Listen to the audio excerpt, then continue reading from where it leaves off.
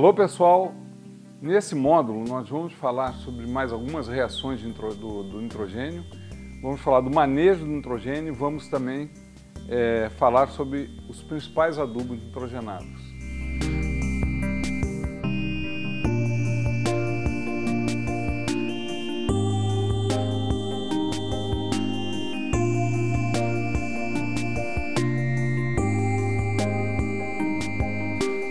Sobre a volatilização é muito importante, porque no caso de países tropicais, no caso do Brasil, a volatilização pode representar, se mal manejado o adubo nitrogenado e se mal optado pelo adubo nitrogenado, a volatilização pode representar perdas médias de 30% do investimento em nitrogênio.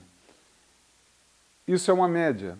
Há resultados que mostram picos de perda, resultado feito no Paraná, em plantio direto, pelo Dr. Lara Cabeças, em que ele chegou a 78% de perda do nitrogênio.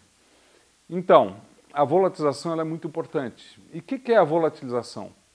A volatilização nada mais é oriunda, em grande parte, de um adubo, que é a ureia, em solos ácidos como os nossos.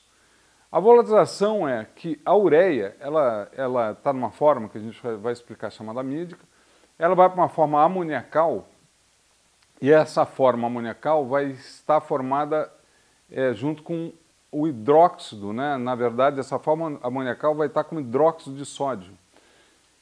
Desculpa, hidróxido de amônio. Então, esse amônio que está associado a uma hidroxila do hidróxido, ele vai se dissociar, vai reagir no solo e esse OH, que é a hidroxila, vai aumentar muito o pH ao redor do grânulo da ureia. E esse aumento de pH faz com que a urease do solo fique muito ativa, que é uma enzima. E essa enzima forma amônia e essa amônia vai volatilizar. Então, em solos ácidos, como os solos tropicais, a ureia, isso não acontece com os outros adubos nitrogenados, mas no caso da ureia isso é muito importante.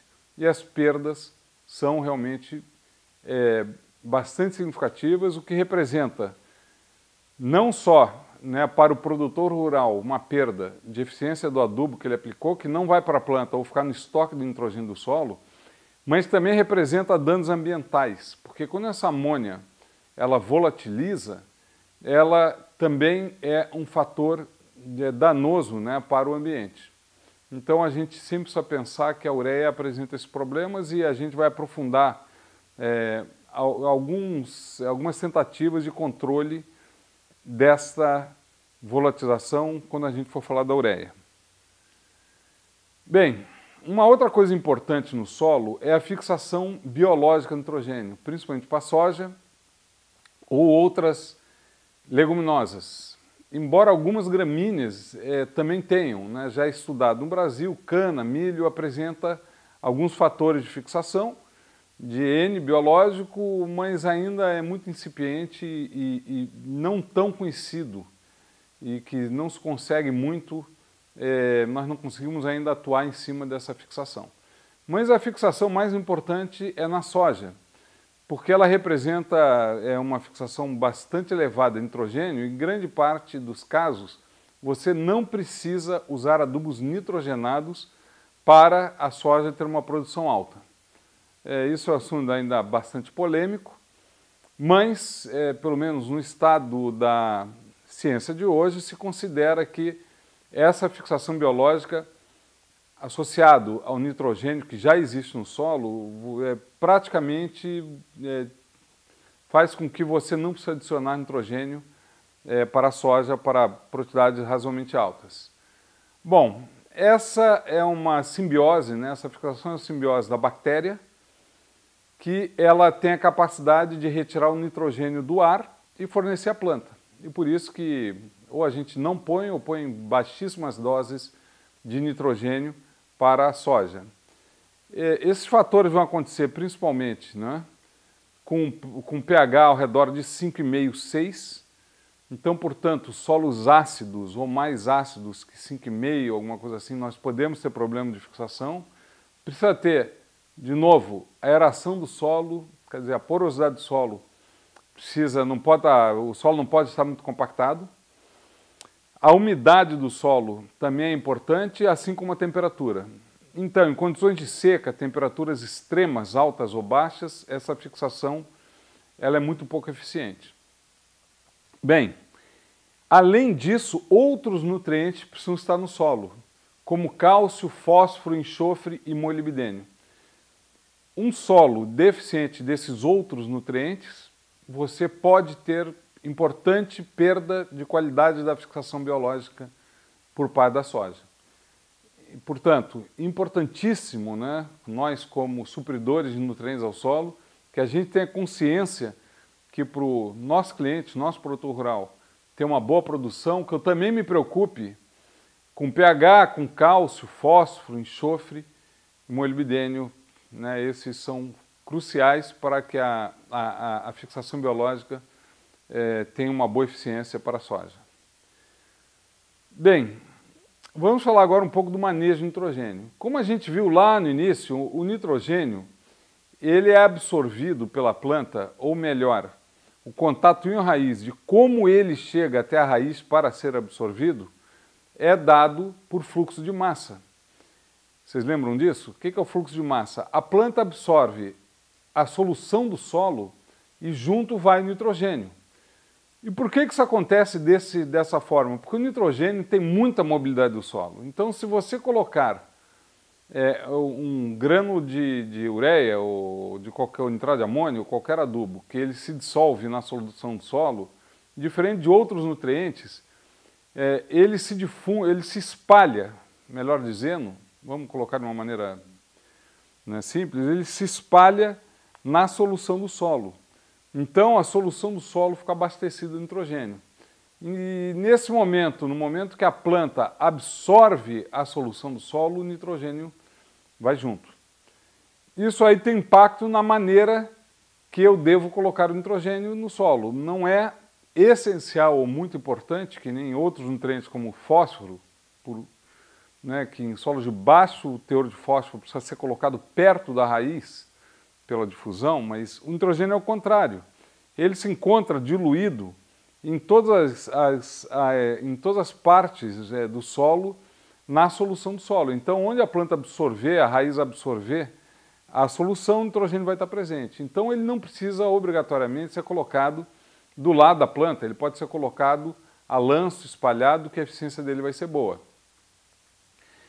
Também é importante a divisão e parcelar o nitrogênio. Então, o nitrogênio deve ser colocado uma parte no plantio, para o arranque da planta, e outra parte em cobertura, principalmente no momento de fome da planta. O que significa isso? No momento, né, de alta demanda de nitrogênio pela planta. Por quê? O nitrogênio, vocês lembram que ele é NH4+, ou NO3-.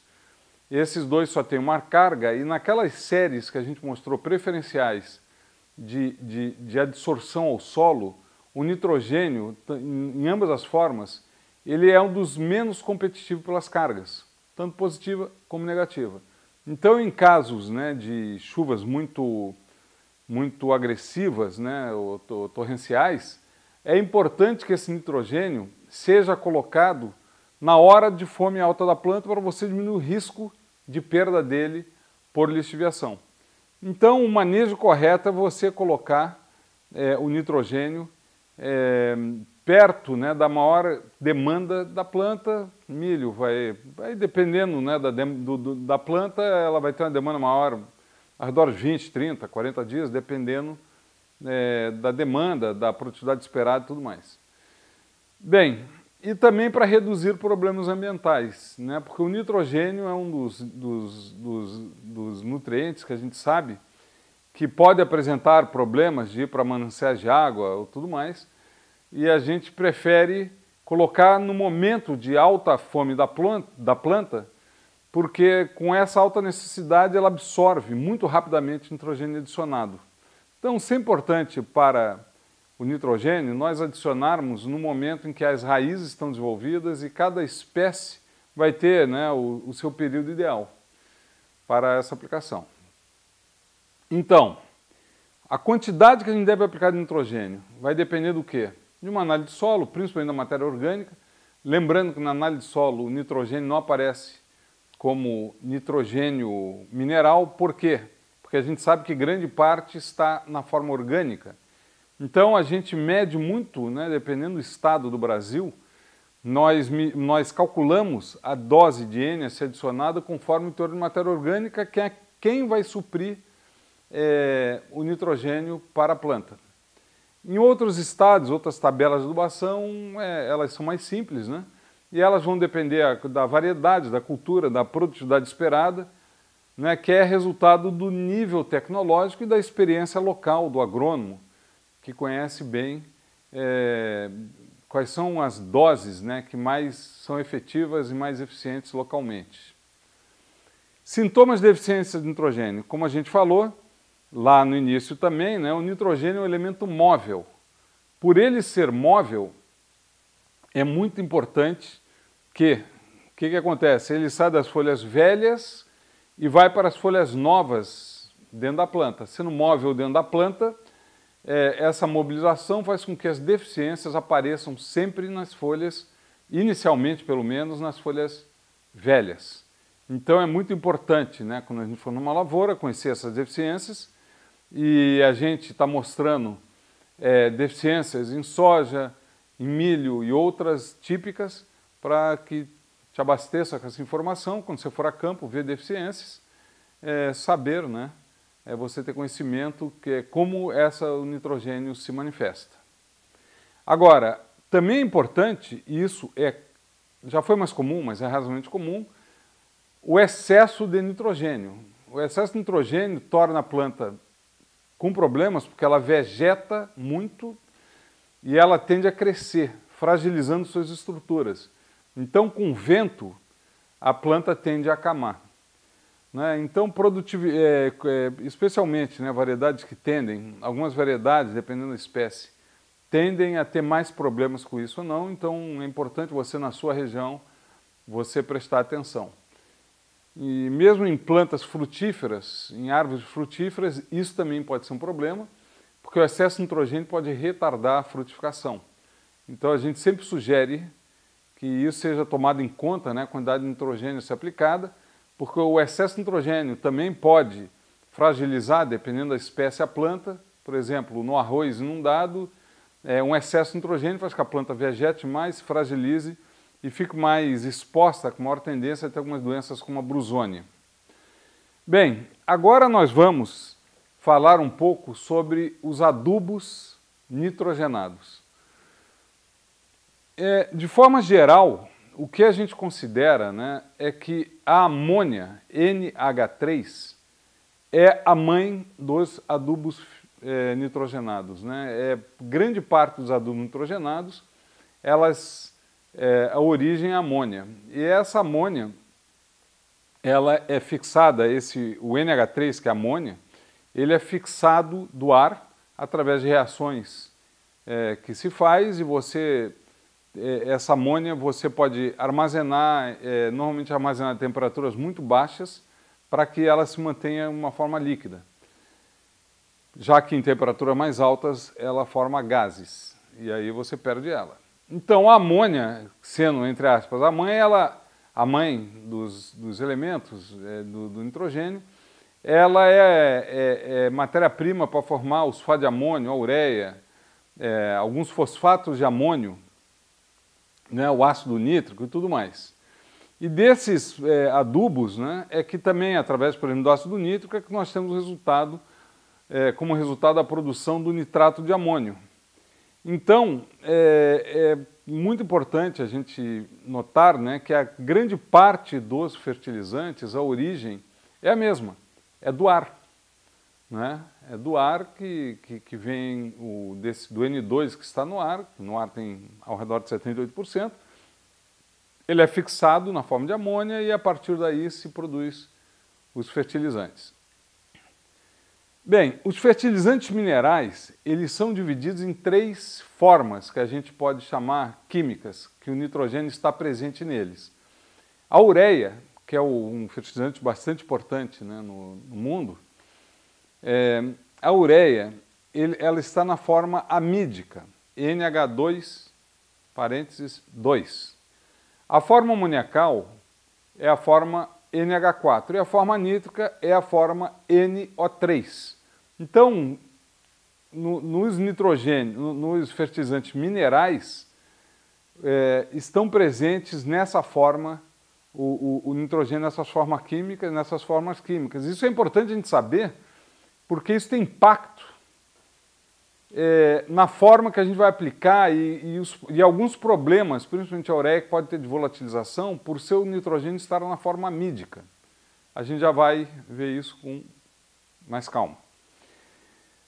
Bem, vocês têm uma tabela aqui com os fertilizantes, principais fertilizantes nitrogenados e o seu teor de N. Então a gente vê que, por exemplo, a ureia é o dos mais concentrados de nitrogênio, o que muitas vezes a torna atrativa por questões logísticas e de concentração, né, que você leva por massa deslocada do adubo.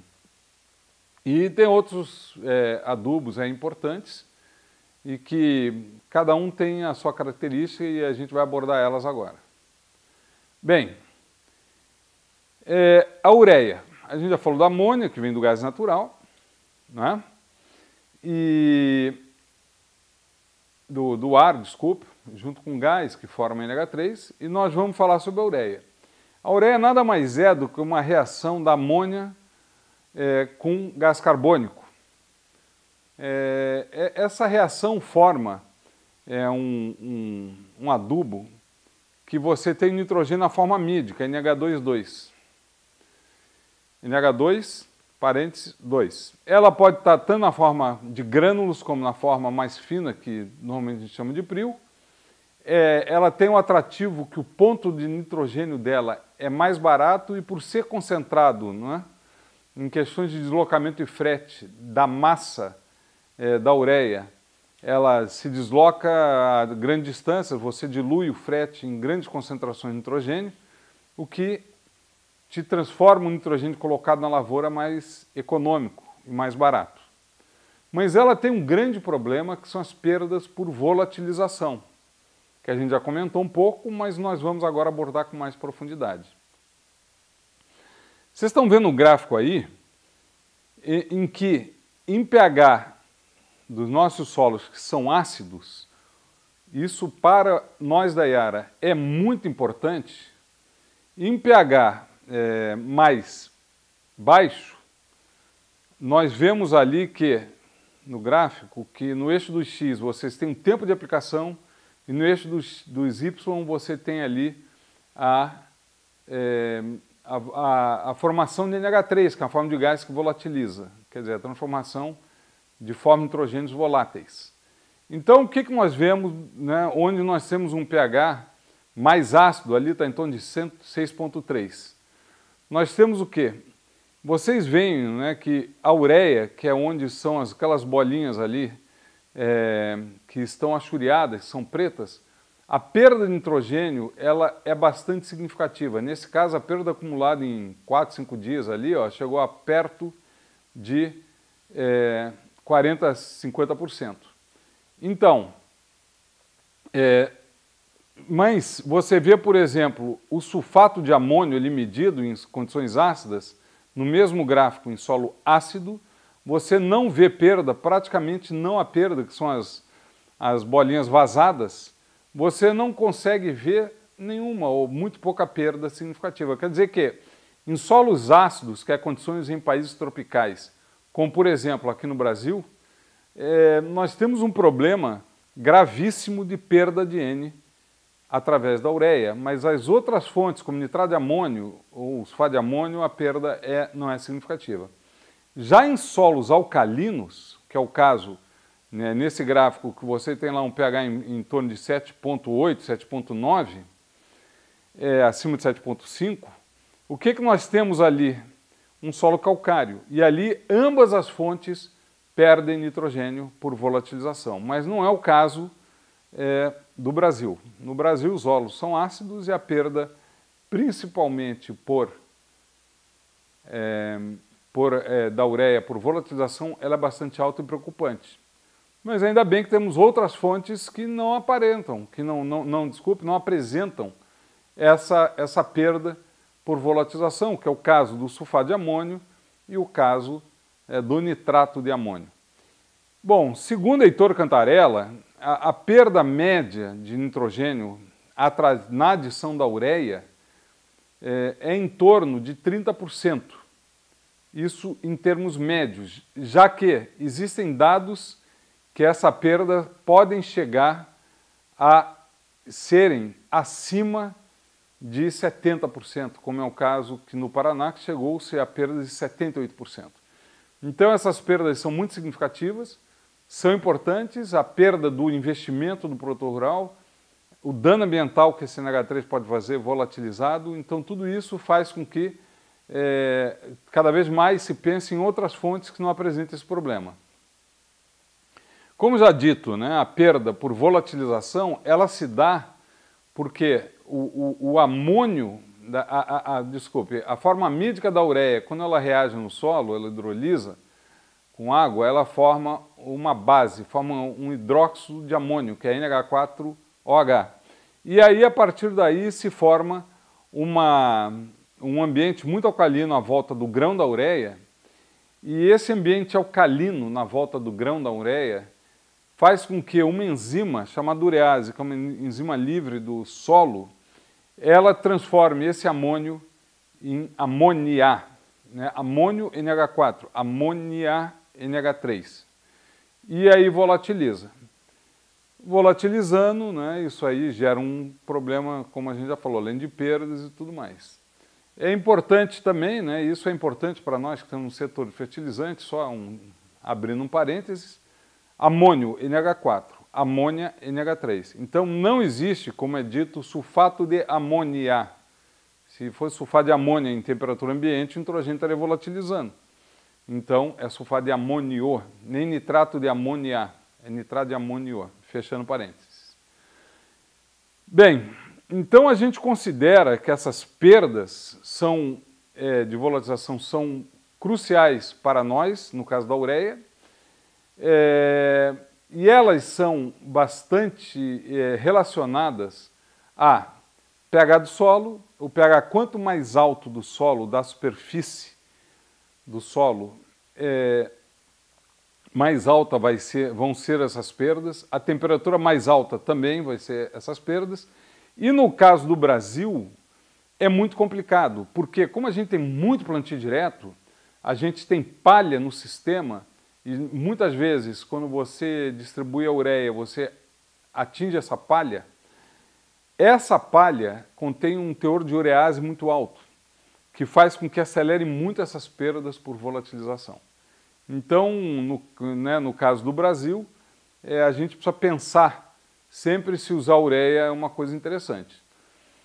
Quando que não vai haver volatilização da ureia? Número 1, quando eu incorporar esse adubo ao solo, ela não vai volatilizar.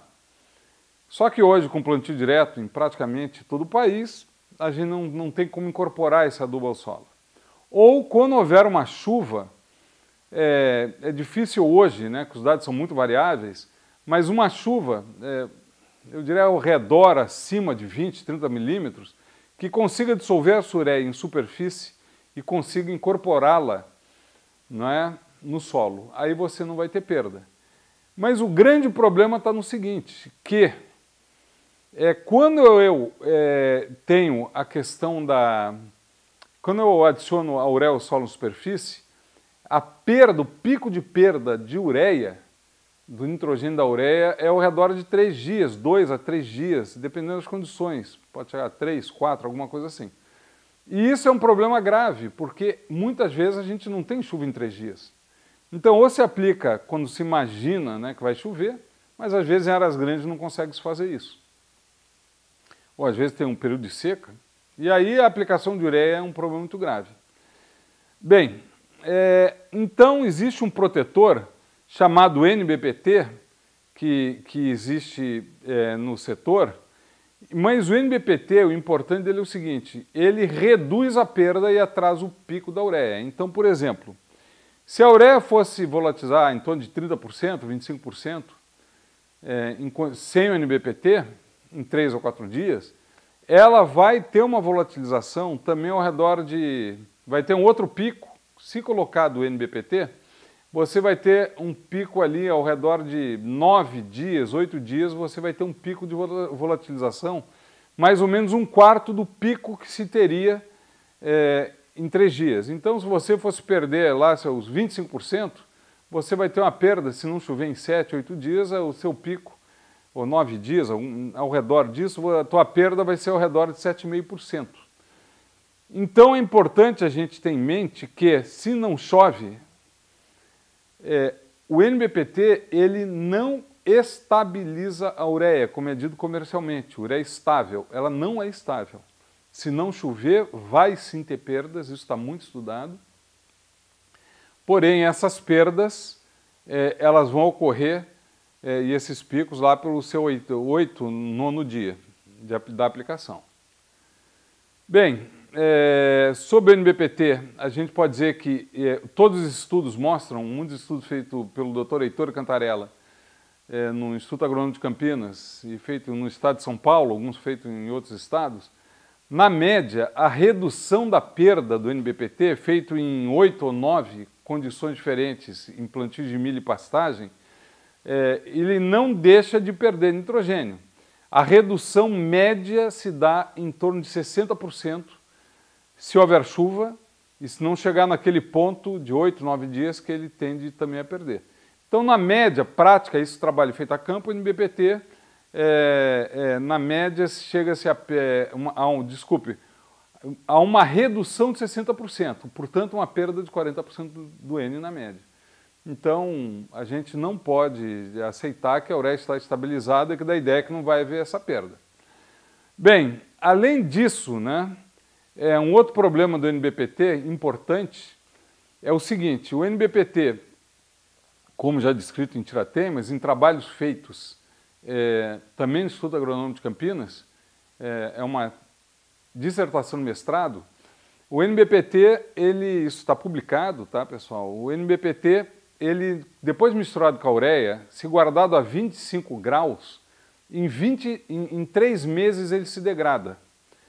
E se a temperatura do galpão, dependendo do local no Brasil, for de 35 graus, em 1 mês ele se degrada e a ação dele vai ser muito pouco efetiva. Portanto, para usar esse NBPT, esse hábito usual que temos no Brasil de uma indústria colocar o adubo numa fazenda e 3 ou 4 meses depois ele ser aplicado, e dependendo da temperatura, mesmo 2 meses, 1 mês, o risco de perda da eficiência do NBPT, do investimento, é muito alto.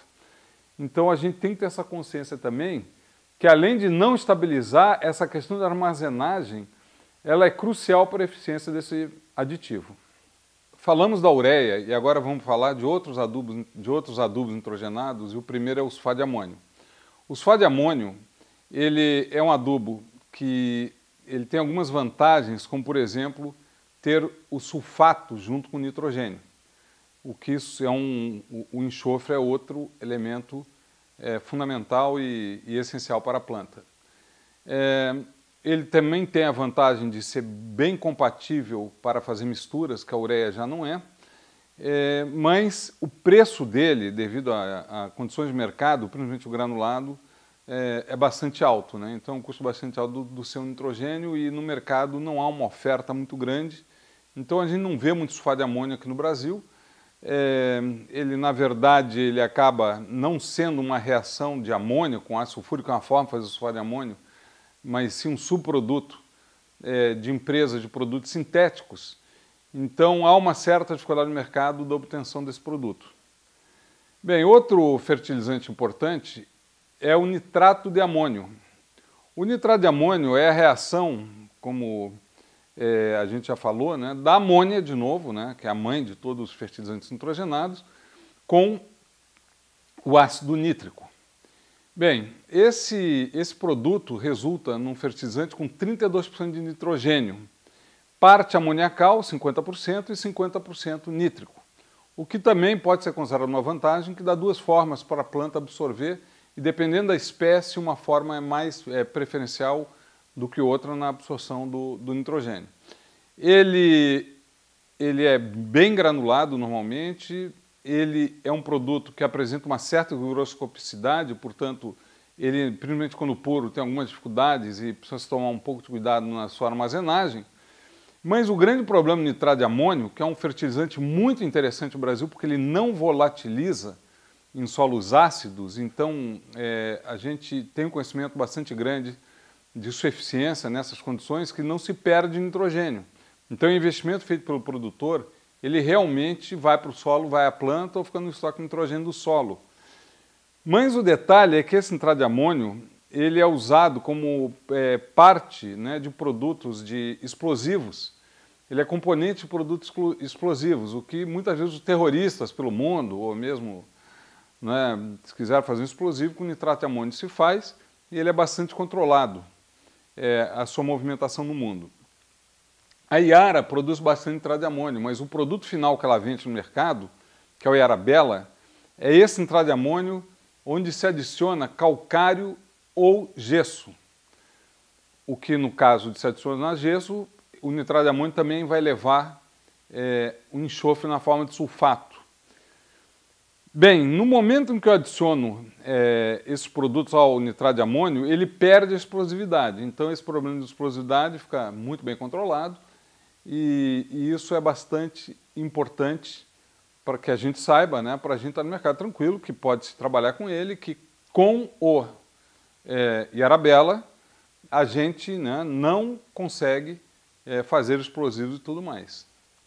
Bem, o próximo produto é o nitrato de cálcio, que também é um produto bastante importante para a Yara. O nitrato de cálcio, ele é um produto que contém um cálcio solúvel, então já mostrado em experimentos em irrigação, com fertirrigação, tanto em laranja como em café, nós tivemos resultados de 12, 13 anos de pesquisa, resultados muito, muito superiores às outras fontes comparadas, principalmente por causa do cálcio solúvel, e ele é totalmente solúvel para a fertirrigação. Se você for usar nele em solo, em condições de seco, de sequeiro, nós temos o calcinite, né, que é o nitrato de cálcio solúvel. Calcinite é o nome comercial para o nitrato de cálcio solúvel da Yara, mas nós temos também o Nitrabor, que é um produto granulado, que se adiciona a boro e ainda tem um recobrimento, o Tropicoat, que faz com que ele tenha uma boa armazenagem e possa ser aplicado no seco. E então nós temos esse produto em dois formatos, né, um para irrigação e outro para adubação em condições de sequeiro. E esse é granulado e com uma eficiência muito alta, porque também tem o cálcio solúvel. Bom, visto isso, nós podemos falar, a primeira pergunta é se todo adubo acidifica o solo, né? Existe uma crença que todo adubo traz acidez ao solo, o que é equivocado. O correto é que os adubos que têm nitrogênio na forma amoniacal, quando eles são nitrificados no solo, eles liberam hidrogênio, aumenta a concentração de hidrogênio no solo e, portanto, acidificam o solo. Então, por exemplo, a ureia. A ureia que você tem a forma amídica vai para a forma amoniacal, o que não volatilizar vai ficar na forma amoniacal, e nessa forma vai ser nitrificado, sobrando 4 hidrogênios e acidificando o solo. Então a ureia, para você ter uma ideia, a cada 100 kg do adubo da ureia, você precisa usar 84 kg de calcário, ou de calcário PRT 100%, que seria um carbonato de cálcio. Então, já por exemplo, o nitrato de amônio, a cada 100 kg do adubo que você usa, você vai ter que usar 58 kg de calcário para neutralizar o seu efeito, né, da nitrificação e consequente acidez. Portanto, é importante você levar isso em consideração no longo período. Por quê? Porque no longo período, se não for colocado calcário para essa compensação, essa acidez vai se acumulando e pode trazer graves problemas à cultura implantada. Já o nitrato de cálcio, ele tem uma reação inversa, porque Porque o nitrato de cálcio não tem amônio. E quando o nitrato é absorvido, a planta extrusa, né, coloca para fora de sua raiz uma hidroxila. Então ele alcaliniza o solo, o que para nossas condições é bem interessante. Então o nitrato de cálcio, a cada 100 quilos que eu adiciono ao solo do nitrato de cálcio, é o equivalente a adicionar 20 quilos de calcário PRNT 100%. Não é? Então, é um adubo interessante, não é um efeito muito pesado, mas não acidifica e incrementa um pouco a alcalinidade do solo, né? É o que no caso de solos brasileiros, a acidez é desejável. Só complementando, para a gente voltar nessa questão que se todos os adubos acidificam o solo ou não, o super simples, super triplo não acidificam o solo. Por que eles não acidificam o solo? Porque eles não têm amônio. Então, todos os produtos que não têm amônio, o efeito é praticamente zero na acidez do solo. Existe outro adubo nitrogenado que a gente vai ver na parte de fósforo, mas que é importante abordar, que são os adubos, o monoamônio fosfato ou diamônio fosfato, que é o MAP ou DAP. Como eles têm amônio, consequentemente, vão acidificar o solo. No caso do MAP, a cada 100 kg de adubo que você adiciona ao solo, você vai ter que compensar com 46 kg de calcário PRNT 100%. Então ele também é acidificador do solo, embora uma fonte de fósforo, porque tem amônio. A gente vai abordar esse produto mais para frente nas fontes fosfatadas. Bom, pessoal, nesse módulo o que nós vimos? Né? Nós vimos, né, a função do nitrogênio, o nitrogênio no solo, o ciclo do nitrogênio, a ureia e sua volatilização, que é muito importante, né? A gente só relembrar que a ureia é um produto que apresenta esse problema, e mesmo adicionando NBPT não estabiliza o produto, porque o produto, a ideia é que ele não volatiliza, não é real, o pico de volatilização é atrasado alguns dias e perde mais ou menos um quarto, 25% do que perderia se fosse uma ureia descoberta.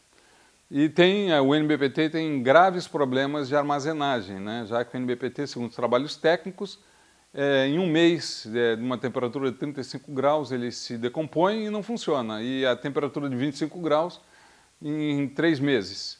Então isso é uma coisa que a gente tem que saber para assessorar bem os nossos produtores. E depois nós vimos os adubos nitrogenados, né? em que vimos todo os principais adubos nitrogenados, né? E a acidez que eles eventualmente podem causar ao solo, no caso de ter amônio. O nitrato de cálcio não tem amônio, ele alcaliniza um pouco o solo, inclusive.